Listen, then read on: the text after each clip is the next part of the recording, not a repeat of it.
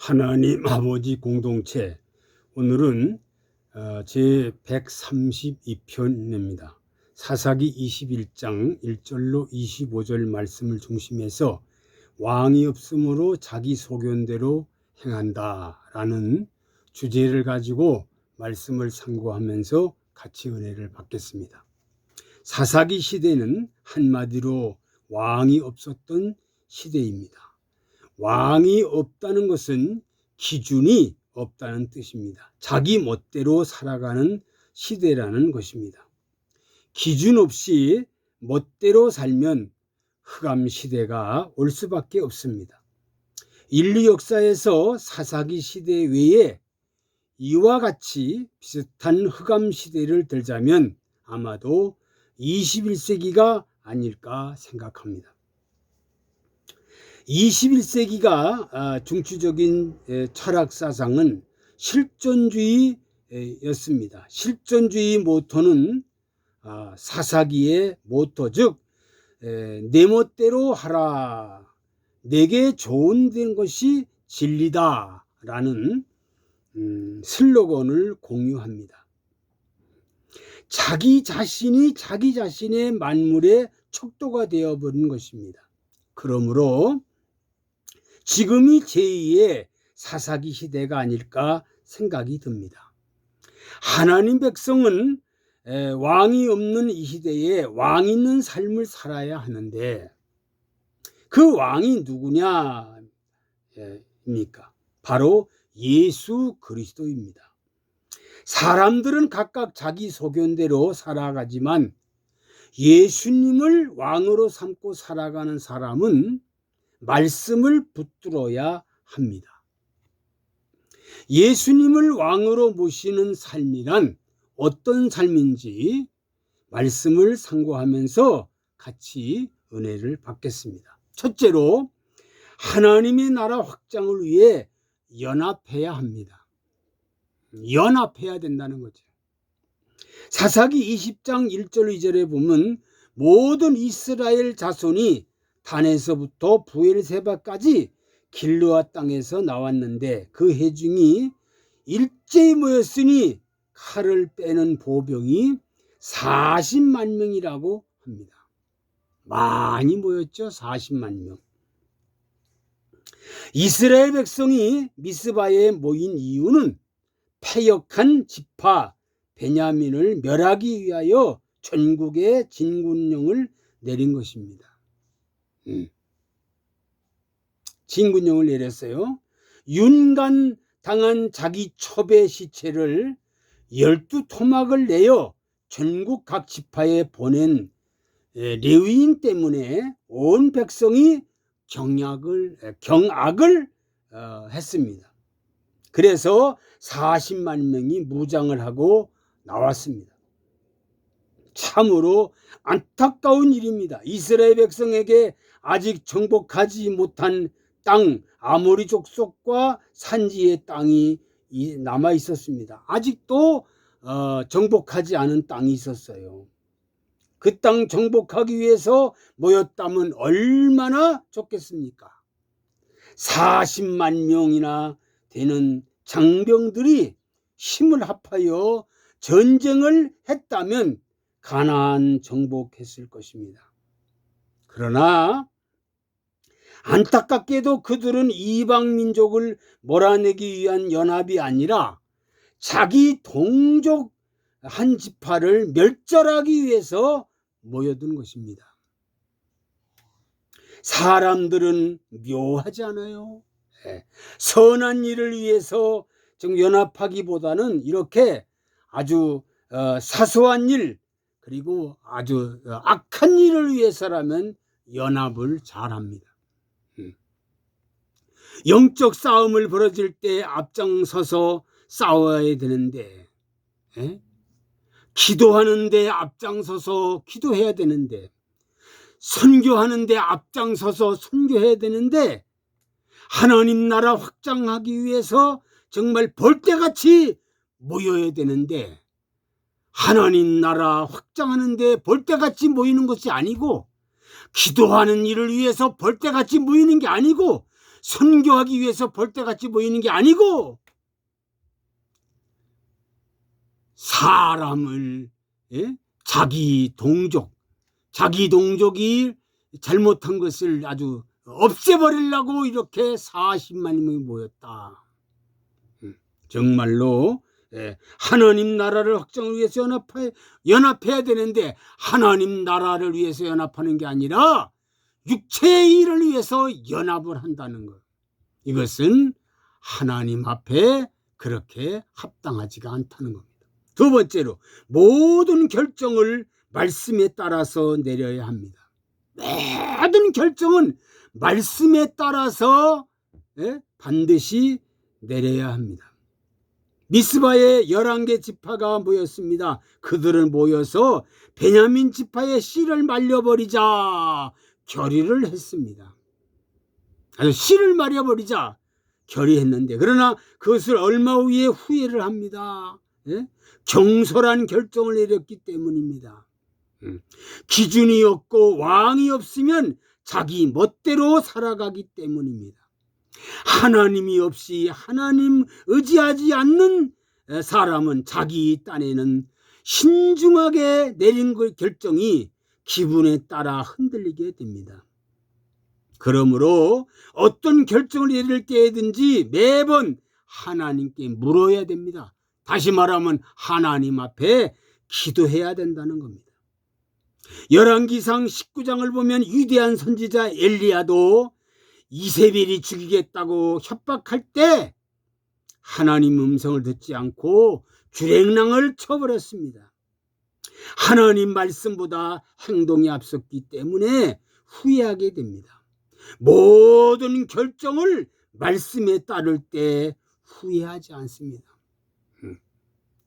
모든 결정을 말씀에 따라서 결정을 내려야지 말씀에 따라서 결정 내리지 않고 내 마음대로 결정을 한다면 반드시 후회하고 만다는 사실을 우리에게 가르쳐주고 있습니다.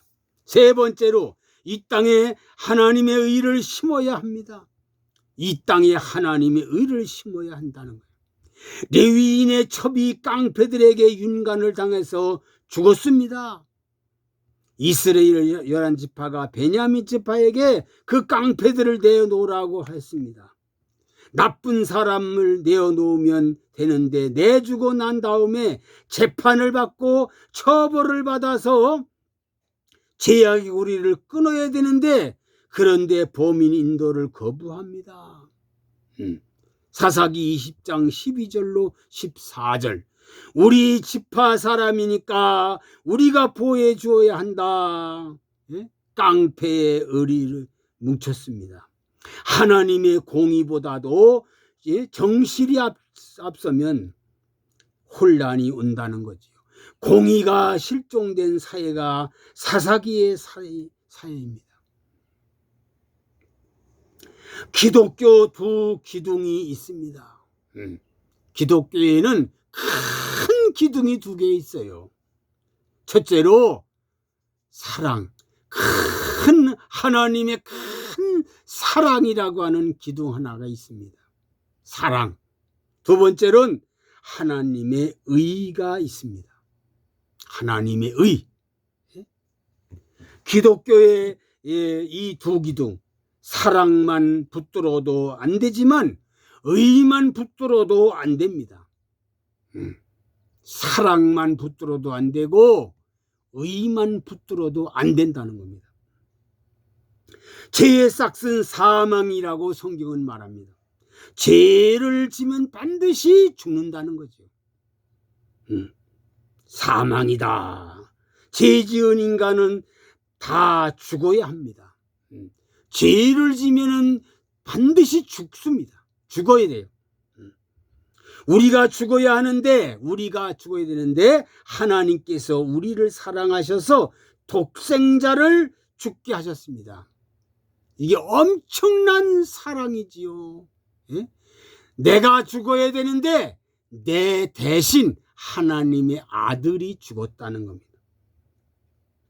그래서 우리는 십자가를 바라보면서 하나님의 사랑과 동시에 의를 확인하고 있습니다.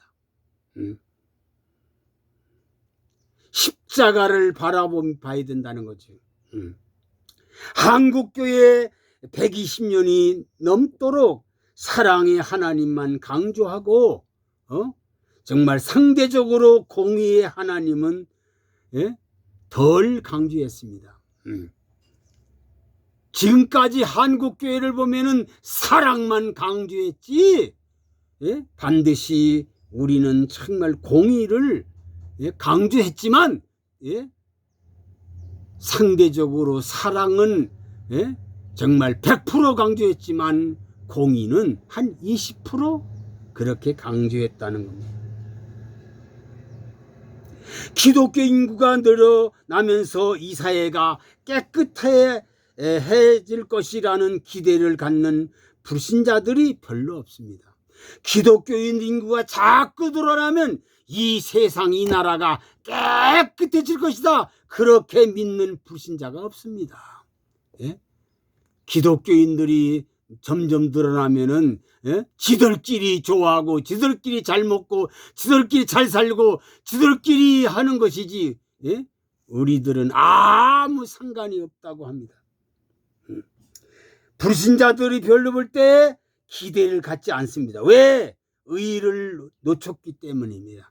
사랑은 강조하지만 의를 강조하지 않기 때문이라는 거죠. 의가 별다른 것입니까? 의가 뭐 특별한 게 아니에요. 객관적이고 공정한 것이 의입니다. 객관적으로 그리고 공정한 것이 의라는 거예요. 객관적으로 볼 때 정말 공정한 것이 돼야지 객관적으로 볼 때 공정하지 않다면 안 된다는 거죠. 저 사람은 우리 교회에 나오니까 대접을 하고 저 사람은 다른 교회 나가니까 무시하고 저 사람은 정말 큰 교회니까 아주 크게 인정을 하고 저 사람은 조그만 교회 목사니까 아주 무시하고 이렇게 정말로 객관적으로 공정한 것이 아니라면 이것은 의가 아니라는 거죠. 우리는 정말 생명을 걸고 객관성을 유지해야 됩니다. 생명을 걸고 객관성을 유지해야 돼요. 생명 걸고. 사랑하는 성도 여러분, 사랑하는 백성들, 사랑하는 모든 지도자들이요, 왕이 없으므로 자기 소견대로 행하는 이 시대가 되고 말았습니다.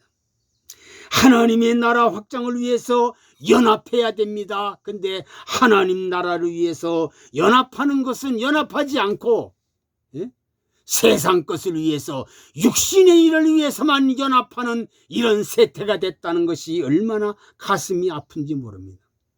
모든 결정을 하나님 말씀에 따라야 되는데 하나님을 믿지 않는 사람들은 말할 것도 없고 하나님을 믿는다고 하는 신자라는 사람들이, 성도라는 사람들이 하나님 말씀에 따라서 결정하지 않고 자기 멋대로, 자기 뜻대로, 자기 생각대로, 자기 계획대로만 결정한다는 것은, 이것은 가슴 아픈 일입니다.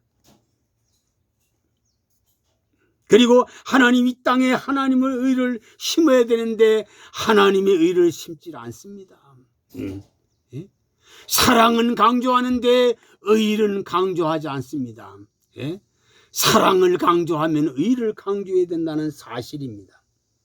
우리는 정말로 의를 놓쳤기 때문에 정말로 인정받지 못하는 시대가 됐습니다. 의가 별다른 것이 아니라고 했지요. 객관적으로 공정한 것이 의라는 겁니다. 객관적으로 공정한 것이 의라는 거. 우리는 정말 생명을 걸고 정말 객관성을 유지해야 된다는 사실을 확실히 알아야 됩니다.